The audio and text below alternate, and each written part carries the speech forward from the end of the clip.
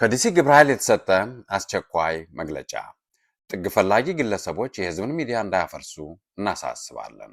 እየተፈጸመበት ያለውን የጅምላ ጭፍጨፋ ለመከላከልና ህልውናውን ለማረጋገጥ እየታገለ የሚገኘው የአማራ ህዝብ ድምፅ የሆነው ዘንድ ኢትዮ 360 ሚዲያ ሚኒሊክ ሳተላይት ቴሌቪዥንን በገንዘብ በሀሳብና ሁለንተናዊ ጉዳዮች እየደገፈ መሆኑ እሙን ነው።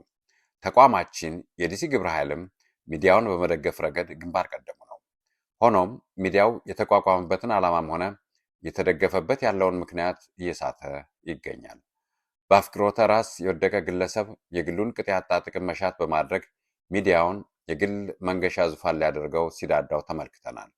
በአንድ የፖለቲካ ድርጅት ታዛ ካልተጠለለ በስተቀር ከባህር እንደወጣ አሳ ለመተንፈስ የሚቸገር በግራ ዘመም አብዮታዊ ዲሞክራሲ ስነ ልቦና ውቅር የተኮተኮተ ግለሰብ የግሉ ክርፊያ ላሰባሰበው ፖለቲካዊ አንጃ የግል ኩባንያ ሊያደርገው ሲውተረተር ታዝበናል።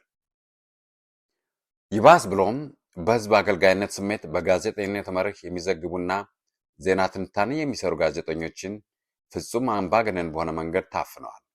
ጥቅምት 6 ቀን 2018 ዓ.ም በተሰራጨ የዛሬ ምን አለ የቀጥታ ስርጭት ላይ ከተለያየ የተጠቀሰው የአክራፊዎች አንጃ አፍራሽ ተግባራት ማጋለጣቸውን ተከትሎ ስርጭታቸው ሲቆራረጥ ተመልክተናል።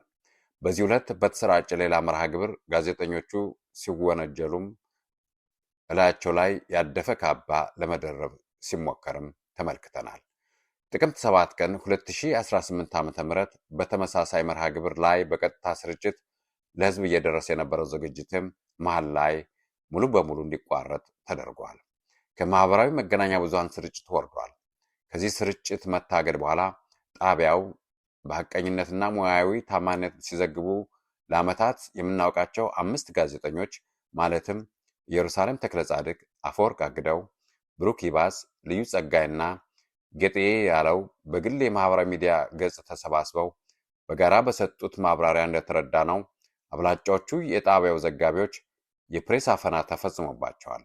በተለይም ኢየሩሳሌም ተክለጻድቅ ላይ ከአንጃ ቡድን ጋር በመናበብ እየተሰነዘረ ያለ ህግ ተኮር ማስፈራሪያም መኖሩንም ተገንዝበናል።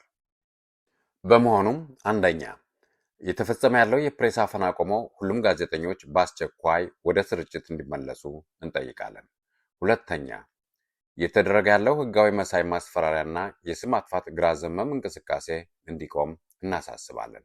ሶስተኛ የሚዲያው የቦርድ አመራሮችና መላው ባለሙያዎች ተቋማዊ ችግሮችን በዝርዝር ተነጋግረው እንዲፈቱ እንጠይቃለን።